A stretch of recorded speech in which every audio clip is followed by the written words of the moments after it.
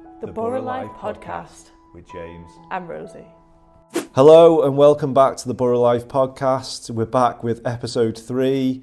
Spring is in the air. We've got our spring edition of the magazine out now. Rosie, how's it going? It's all good. I'm very excited to be back for another episode. So we should say right from the top that this time round we've split up, haven't we, and gone solo, done our own interviews. So first off, who have you spoken to for this time? So I went to interview Izzy and Layan, who are members of Wigan and Lee's Youth Cabinet, and we were talking all things International Women's Day, so there was lots of girl power there, so probably for the best you weren't there. And I've been given a sneak preview of that interview, and it's two very impressive individuals, so yeah, it's fascinating. So that's coming up. I should say 3 fascinating individuals, and that wasn't a diss at you there, Rosie. And then following that, we've got myself talking to Mark, Mel and Andrea from our PR team to take you behind the scenes of how we put BoroughLife together, and they give you a few snippets of information about how we plan the magazine and some of the features that we've particularly enjoyed doing over the last couple of years. As I said, the spring edition of the magazine is out now, packed full of really interesting content. Rosie, it was a fun edition to work on, wasn't it? Is there anything in particular that you want to flag? It was. I absolutely loved working on the Our Town Awards spread where we celebrated so many of our borough's unsung heroes back in November. What about you? One feature that I think's special about this time round, Rosie, is the fact that it's 20 years of BoroughLife. So we've gone back and looked at the early editions of the magazine back in the early 2000s and compared and contrasted to how the magazine looks today. So that's been a really fascinating process for us, and we talked to Andrea a little bit later on, who's written that feature for us, to find out which bits that she was particularly interested in, and yeah, that's been a really enjoyable one to work on. As always, you can get some extra content, behind the scenes footage on BoroughLife Plus, so you can find that by going online and heading to wigan.gov.uk/BoroughLife Plus. So, without further ado, should we get started, James? Yeah, let's get into it. Hi everyone, it's Rosie here, and today we're celebrating all things International Women's Day. So, International Women's Day was on the 8th of March, and the theme for this year was Embrace Equity. And here at the council we had a brilliant, if I say so myself, event. It was more of a celebration, to be honest, and I'm here with Izzy and Layan, who are both members of Wigan and Lee's Youth Cabinet. So hi to you both, thank you for joining us. Thank you for having us. Thank you. So if you want to introduce yourself, we'll start. Hi, my name's Layan. I'm 16 years old. I'm an elected Deputy Member of Youth Parliament. I'm also an elected BAME leader by the British Youth Council, and I'm a young assessor where I work for the National Youth Agency. Hiya, I'm Izzy, I'm 17, I'm a member of Youth Cabinet and I'm an elected member of Youth Parliament. So a few weeks ago, as I mentioned, they both spoke at our International Women's Day event, and when I say you could have heard a pin drop in the room, I'm not exaggerating. Everyone was absolutely mesmerised by your talks. And now our lucky listeners can hear from you directly on all major streaming platforms. So really, I just wanted to start by asking you. I'll start with you, Izzy. What was it like speaking at the event? Is that something you used to? What did it mean to you to be asked to speak there? Yeah. Really? Well, I've done a couple of events like it before, but I think this one, it felt like the atmosphere, everybody was just very excited, and as you said, it felt more like a celebration instead of going there to like learn new things, or I don't know. But yeah, I really, really enjoyed it. I mean, it's always scary standing up in front of people and talking about yourself, and a bit embarrassing as well. But I think the idea of embracing equity and embracing and celebrating what women have done, it meant that the atmosphere was really comfortable and we were all just able to share and celebrate together. Yeah, and so one of the things you were talking about before we go on to you, Layan, was your experience of talking at the House of Commons, which is obviously an amazing experience. So do you want to tell us a bit more about that? What was your speech about? Yeah, so I went down in November of last year, and as a member of Youth Parliament, an elected member, every year there is a House of Commons sitting, so we all go down to London and we get people travelling over from like Northern Ireland and Gibraltar and all across the world, and we're able to just talk about different motions and issues that mean a lot to us. So something that I ran my campaign on and I'm really passionate about is education. So I wrote a speech all about our current education system and how I think it needs to change, and especially being a young person in a very high pressure environment at the moment, I'm sitting my exams. I was talking about how that has an impact on your mental health and how that kind of needs to change and adapt, especially to fit a modern world in terms of like progressing onto careers and work experience and job prospects and things like that. Memorising has become a synonym for learning, and mental health has suffered as a consequence. Well-being must become a priority, and nurturing the development of young people as individuals should be the aim of education, not exam results. So no, I don't know how to maintain a good mental health. I don't understand how to pay tax, and I have no idea what I want to be when I grow up. But go on, Madam Deputy Speaker, ask me, and I'll tell you all about the quadratic formula. So then I gave my speech and my legs were literally shaking in front of the green benches. I was absolutely terrified. I probably would have been more scared if I knew the extent to how viral it would have gone afterwards. But in that moment, I just knew that I had to get it out and try not to stumble on my words. I actually posted it on TikTok when I got home, because I was like, all my friends were like, oh, you should post this on TikTok, you know, because there's quite a few people who are interested in politics, especially young people on that platform. So I was like, you know what, I'll post it, I'll give it a go.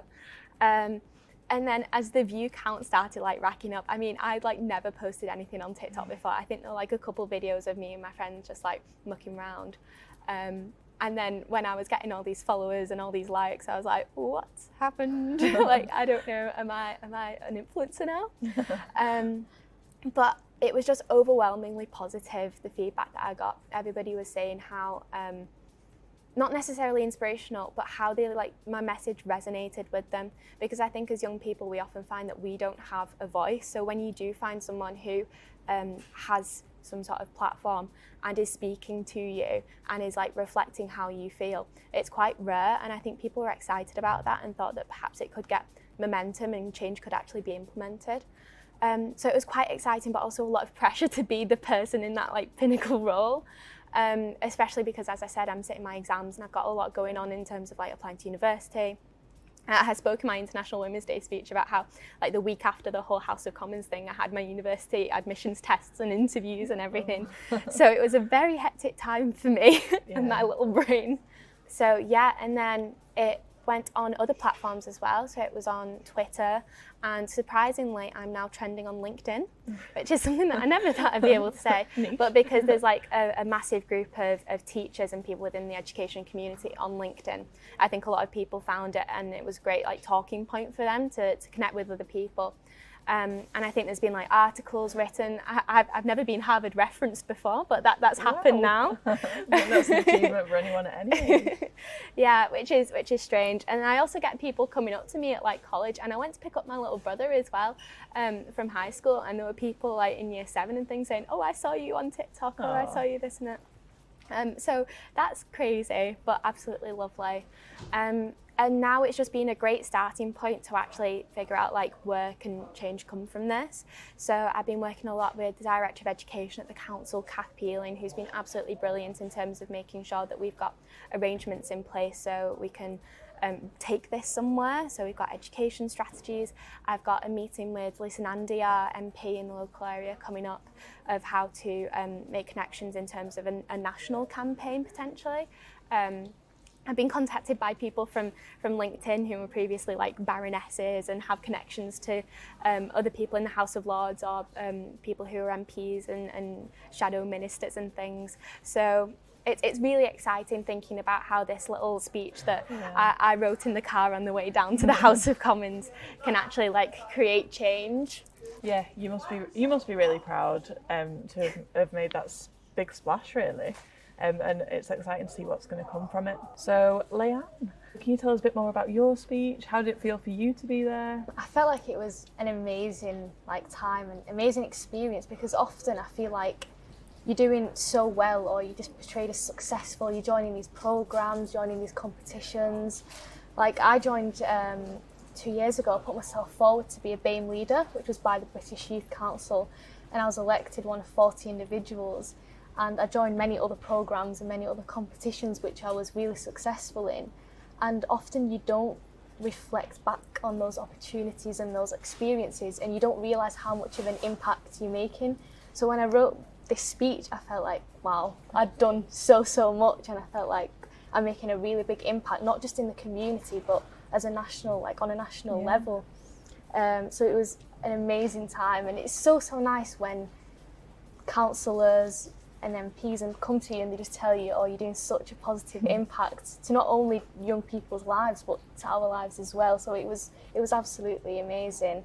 And I think one thing that I touched on my speech was about my journey and how it was challenging. Like often people on Instagram, because I've got an Instagram page related to all the politics that I'm doing and related to all my campaign, people tend to like ask me, oh, you're so successful, you're doing this, how do you manage to do that, where do you find the time?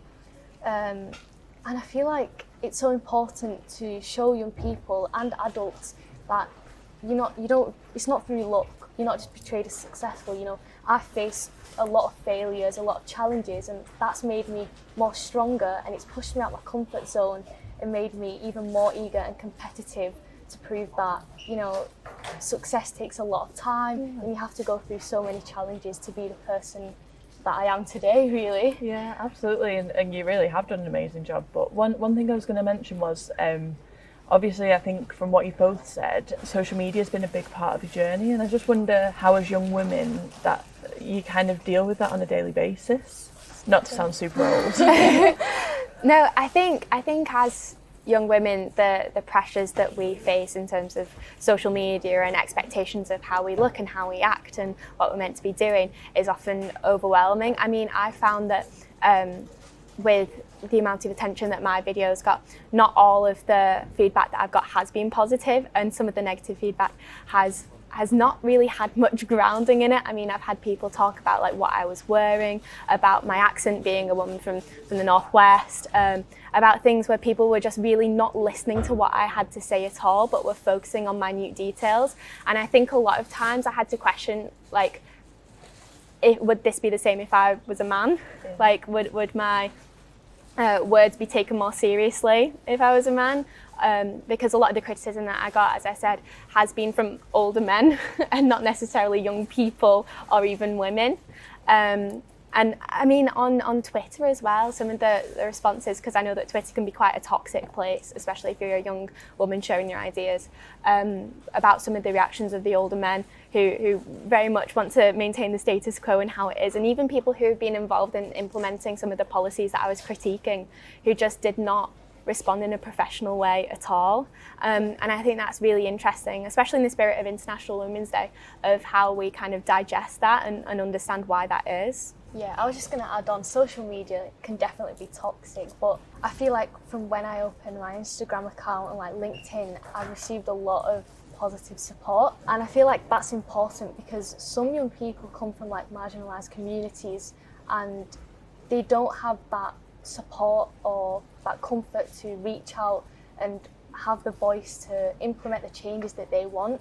So when they have public figures like me and Izzy, we can kind of be like role models for them to look at and to listen, most importantly, to their views and implement what they want. So I feel like that's so important. Yeah, and I guess it's about having that opportunity to see yourself reflected back. Absolutely. And I think you two do a really good job of that. So one of the things I was going to ask as well, obviously you both do a lot of work championing women, championing young people, but one of the things I was going to ask was sort of, why do you think it's so important to share the experiences of women from different backgrounds? You both touched on it a bit, but why is that so important to you guys? I think the thing is we need to make sure that our feminism is always intersectional, and we need to understand that feminism looks very different depending on what your background is and your community, and we need to, as the slogan is, embrace equity, make sure that we're not just striving for equality, but we're looking at the needs of different people in different groups and making sure that all of those are met. And I think that the sheer range of speakers that we had at International Women's Day really shows that, and about how we were all able to come together with different experiences, but kind of share in our celebrations of each other. Yeah, and I think definitely there's a lot of stereotypes, and it's so important to challenge them and break those stereotypes, because like on my speech I was saying, as a Muslim woman, people they wouldn't really expect you to be doing what I'm doing. So when you show that, it inspires other young women and just in general other young people to, like I said, get out of the comfort zone and fight for what they believe in. My final question, well, it's a comment really, to say that you're both incredibly, eloquent and articulate young women.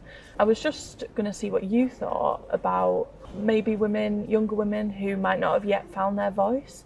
And I was just going to see if you had one thing to say to these women, what would it be? How can they find their voice? Just never be afraid to show what you believe in, because maybe that thing what you have in mind or what you believe is so important to you can perhaps change the world. Because me and Izzy, we started with baby steps and it led us to massive amount of changes. So don't ever underestimate yourself, and we believe in you. Yeah, no, definitely, I'd echo that. And I think I'd just say, back yourself, because we live in a society where we are constantly being told as young women to kind of challenge our own belief system, and we're always kind of unable to put across what we really feel. And by backing yourself, I think that's the best way to overcome it, and just have trust in your own ability. Nice. Good advice. So before we finish, I'm just going to do our quick fire round. So we do this with all of our guests, and it's just to help get to know you a bit. So, tea or coffee? Coffee. Tea. Cats or dogs? Dogs. Cats. Pop or rock? Rock. Facebook or Twitter? On Twitter. Twitter. Sweet or savoury? Sweet. Savoury. Night owl or early bird? Night Owl. owl. 100%. We're A-level students, what do you think? Box set or film? Film. Oh, really? I'm more of a box set girl. Horror or comedy? Horror. Comedy. Winter or summer? Summer. Big party or dinner party? Big No, party. big party. Nice. Well, thank you both so much. Thank you for having us. Yes, thank you so much for having us. Yeah, Yes, we it's been really loads of appreciate fun. it. Rosie, great job on that one. Those two are really impressive, aren't they? I think just to bring the listeners behind the scenes a little bit, when yourself and our producer Nathan came back from that interview, I think Nathan's words were those two are going to be Prime Minister.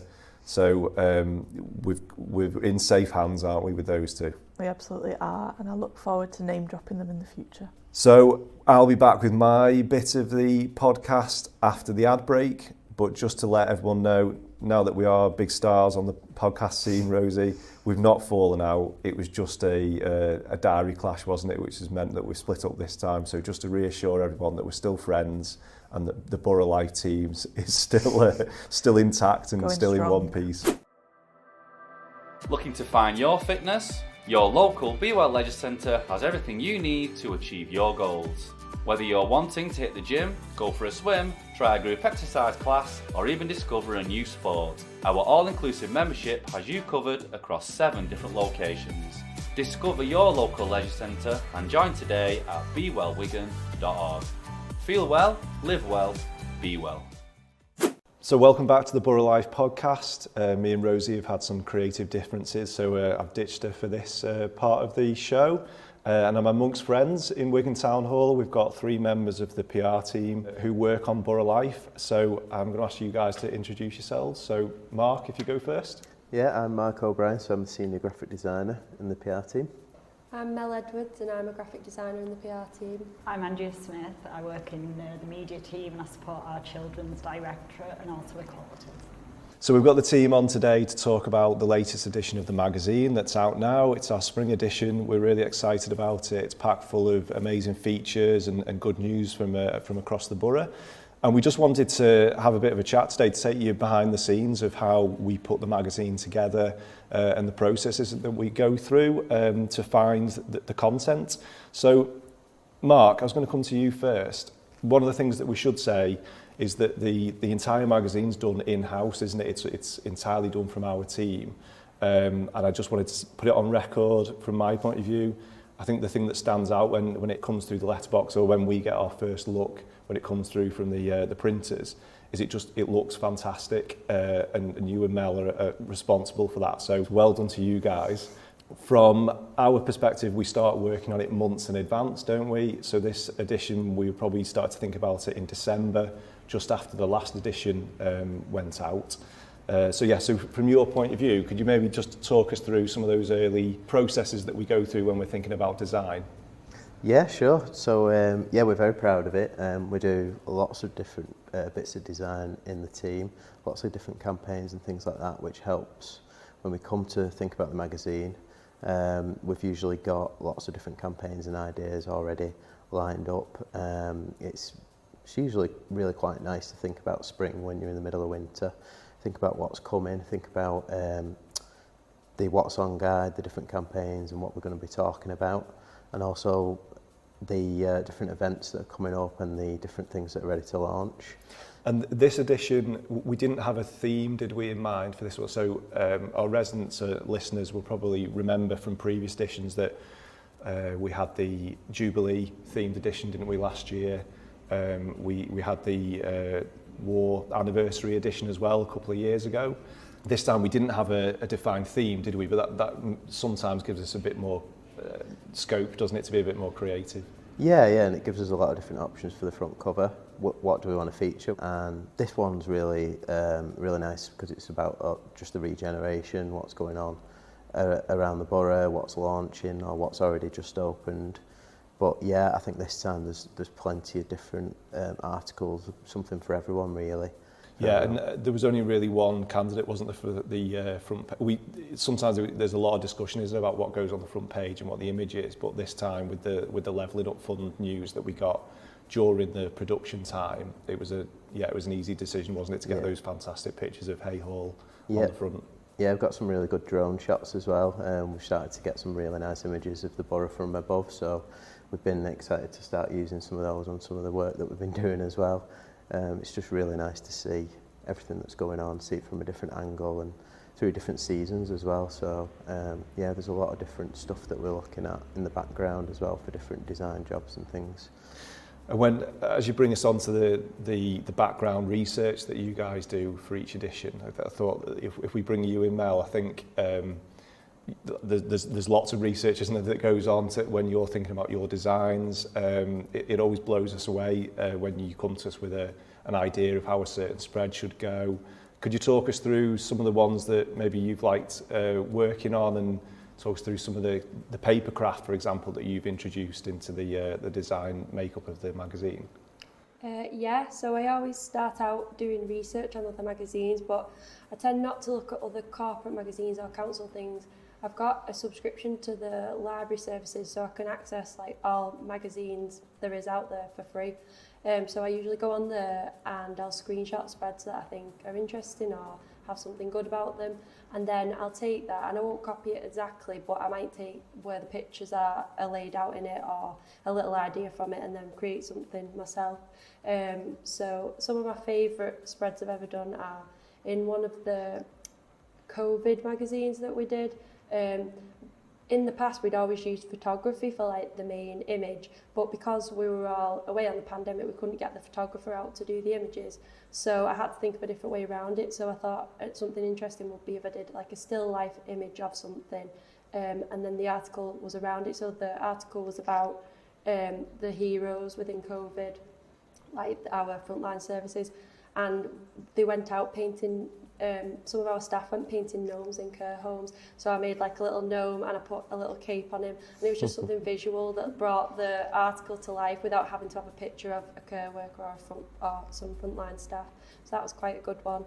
In this issue that's coming out, I did another still life image for the 20 years of BoroughLife spread, and I included party hats and a little cake. But it was around Valentine's Day when I shot it, so all the cakes had hearts on, so I had to kind of work around that. But yeah, I think it turned out okay in the end. Yeah, I love those still life articles and those feature pages. And I think when we start talking about the articles, there's usually one that stands out where I think, we've got to ask Mel to look at that and do something with that. And we started to build that in, haven't we, as sort of. Oh, this is going to be that one where we do something a bit different, or even do some paper craft or something like that. We've got lots of different tools in the toolbox that we can apply to it, and it's just getting more and more different approaches that we can use. So yeah, Mel's really good at that with the research and everything. And yeah, I think you're right, Mark. I think the last few years, especially, we've got a lot more confident, I think, in terms of picking out features that we want to elevate maybe a bit more than others in the magazine, and so that you guys focus your time on maybe like 2 or 3 in each magazine that we want to maybe have a few more pages on, or have like a really striking design. And I think you can really tell that in the last few editions, and so hopefully you're listening to this and maybe have the magazine in front of you, you might be able to pick those ones that we've really focused on. Mel, thanks very much for bringing up one of the key things from the magazine. Really on point to mention that one of the standout ones from this time is the fact that it's the 20th anniversary of BoroughLife. And so, Andrea, you were tasked with writing the feature about, we delved into our archives, didn't we, and picked out those very first editions of the magazine. And you've done a bit of a comparison, haven't you, of like what's in the magazine these days and what was in back then. So what were the kind of standout things that you found interesting from that process? Yeah, that's right. So it was a really interesting one to work on. And luckily, someone had kept very early editions of the magazine, so I was able to kind of take those, have a good read through, and sort of compare them to what BoroughLife is like today. And I guess what a lot of the work in the council focuses on today as well, because that was kind of a key theme for some of the early editions. So I think some of this it's not surprising, I guess. But one thing that did make me think was that a lot of the issues that came up and a lot of the key themes that we covered today were present sort of 20 years ago, and the council were kind of addressing those sorts of things 20 years ago, but probably had a different approach to how we would now. So some of those themes were like recycling. So I think you feel like you've been recycling forever, don't you? But apparently like 20 years ago, that did see the start of Wigan Borough's recycling scheme. Young people, I mean, I work with young people, so this probably wasn't a surprise to me to see that was like a key theme, both in terms of like people being cross about young people's behaviour, but also sort of celebrating some of the amazing things that young people do as well. So those were kind of probably 2 of the things that struck me most when I was writing the article. And I thought it was really interesting, Andrea, that 20 years ago they were talking about like the designs for the LSB. And that was a feature, wasn't it, in some of the early editions? And I think that it's quite we've come full circle almost in that in the last edition that came out before Christmas, you were writing about Lee Youth Hub, and they featured on the podcast. So yeah, so I found it really interesting to look back and talking about the plans for the stadium and that whole complex. And now we've just reported on a massive addition to that complex as well, and how positive that's been. So. It's been fascinating. Andrea, as well, I can't have you on the podcast without mentioning as well some of the other like standout features that you've done for us. So to let all the listeners know, we always task Andrea with, because she's such a good creative writer, is brilliant at doing long form pieces, and we have tested you in the past, I think, on a couple of occasions. Like we asked you to sum up the borough's experiences through COVID a few editions ago, and you did such an amazing job of that, of encapsulating the wealth of like emotional feeling and all the amazing things that people did through the pandemic, but in a way that was really poignant, and it just really captured the moment. So that was fantastic. But then on the other end of the scale, we also asked you to write from the perspective of a bird, didn't we, in the last edition? I don't know whether you want to come in there and just talk about that experience. I mean, I'll say it's definitely always a creative writing challenge for me, but I love that. I think that's one of the things I really like about writing for BoroughLife, is that it's something that challenges your writing skills and your research skills. I think that's really important when you're doing a job that involves writing every day. The willow tip feature. So I'd been on holiday, I'd come back into work, first thing on a Monday morning, first meeting was all about BoroughLife, and I was told that my feature for the next edition was going to be about writing about the developments at Pennington Flash, but from the point of view of a willow tit, the bird. And I have to say, I thought it was a joke and that I was being wound up and that I would go off and do this and it'd be like just a joke on me, really. But no, when I realised that everybody was serious about that, I did go off and research the willow tit. And sadly, I do love nature, but I know very little about birds, unfortunately. And there wasn't really a lot out there in terms of kind of information about the willow tit. But the Lee Ornithological Society were quite helpful, and I basically just did a timeline looking back at the points we wanted to include around Pennington Flash, and then I guess it was just about, it sounds pretentious, but finding the voice of the willow tit, and kind of finding the bird's character, and I guess when I got that, it just sort of flowed after that, really. Yeah, that was really good. But then we ran it past the Ornithological Society again, and I have to say that some of the things I'd written did have to come out, because my first line had originally been, I soar high above the earth, and I did learn that willow tits do not soar. So that was something that, like, it's important though, isn't it, to kind of learn those facts. So that's another thing I love about writing for BoroughLife, is that you learn new things all the time, completely out of your knowledge. And you did a great job of that one. And I think that just speaks to what we try and do when we're putting the magazine together. I think there's a way of doing some of the stories where it's just standard way of communicating some of the good news from across the borough, but we always try and do things a little bit differently and try and do things from new perspectives. So yeah, that was a real challenge for you, and you did really well. I just wanted to ask as well, are there any other, because we could talk for hours, I think, about some of the fantastic stuff you've done in the past in terms of features for the magazine. Are there any standout ones that you can remember from the last few years that really you enjoyed working on? I think the one I enjoyed the most, and this was for quite personal reasons really, but it was, we did a special for the 50th anniversary of V-Day, and we were all just coming up with ideas, and I remembered that I thought my mum had some letters that my granddad had written to my gran when he was stationed down in Kent during the Second World War and she was back up in Lee. And I talked to my mum about it, and she didn't just have letters, she had actual diaries that he'd written, like a little entry every single day while he'd been kind of away at war, and he'd sort of addressed them to my gran. So like I knew my gran really well, but my granddad I'd never met actually, because he died before I was born, but my gran had always talked about him a lot. She was a great storyteller, and I'd learned sort of loads about him, and it was obviously we were kind of in love. But I sort of thought, was that because he died quite young? And, is that where that came from? But it was so evident from reading these diaries, like how in love they were. And he would sign every entry off, one day nearer, as in like, I'm one day nearer to seeing you.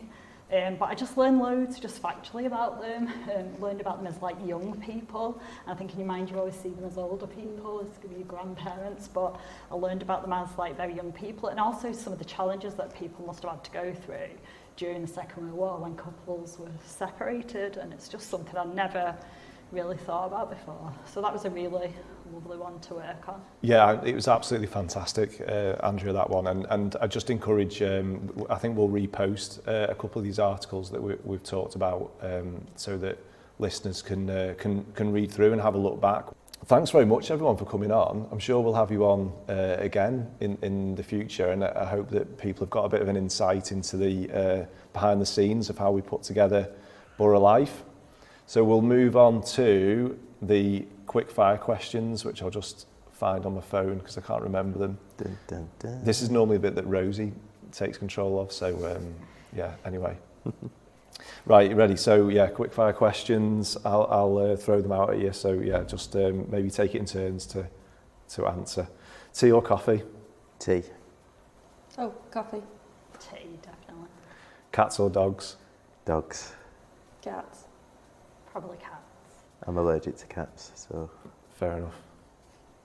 Pop or rock? Rock. Pop. I like most types of music, to be honest. Sweet or salty? Sweet. Sweet. Sweet. Yeah. Right, I'm going to start down with Andrea first this time. I'll mix it up. Night owl or early bird? Definitely a night owl. I would love to be an early bird, but I'm just not, and I'm never going to be. Definitely an early bird. Sorry, Andrea. I'm a night owl who's become an enforced early bird because of young child. I know what that's like. It's difficult. Box set or film? Box set, probably. Box set. Box set, yeah, definitely. Yeah, can't make it through a film. Horror or comedy? Can I say romance? No. Comedy then. Rom-com. Rom-com. Well, you can have rom-com. Rom-com. Comedy, rom-com. Say a thriller. I don't know. Yeah, no, neither. Winter or summer? Summer. Summer. Yeah, summer. Big party or dinner party? Been through the big party phase. I think probably more dinner party now, unfortunately. It depends if I'm cooking. If I'm cooking, big party. If someone else is dinner party. Dinner party for me, yeah. Nice one. Thanks very much. Wigan Borough has so many independent businesses right on your doorstep, waiting for you to explore. These local gems offer the very best in food and drink, fashion, gifts and much more. Celebrate local, love local. Visit wigan.gov.uk/support local. So thanks very much to Mark, Mel and Andrea there. I've ushered them out the room to go and start on the next edition. Rosie, before we finish up on episode 3, I thought we could do our own quick fire round and just go through some of the content that we've got in the spring edition that we keep saying is out now, don't forget. Do you want to go first? Absolutely. We've got an article on free film screenings for carers. We've also got, as mentioned, our amazing 20th anniversary look back of BoroughLife. Wigan Town Centre has been awarded a purple flag. We've got some key updates about the good news around Hayes Levelling Up Fund bid. We've unveiled our exciting plans for the King's coronation in May. And finally from me, we've got a brilliant feature about the music exhibition at the Museum of Wigan Life, Make Some Noise, that of course we covered in episode 2 of the podcast. So Rosie, if people want to go back and listen to our previous episodes, how can they do it? So simply head to Spotify, Apple Podcasts, Acast, Amazon Music, you name it, we're on it. If you have been listening, get in touch. We'd love to hear some feedback. Or if you've got any ideas for upcoming episodes, then just let us know. Thanks, Rosie. Episode 3 in the bag. We'll be back next month with episode 4. We'll see you then.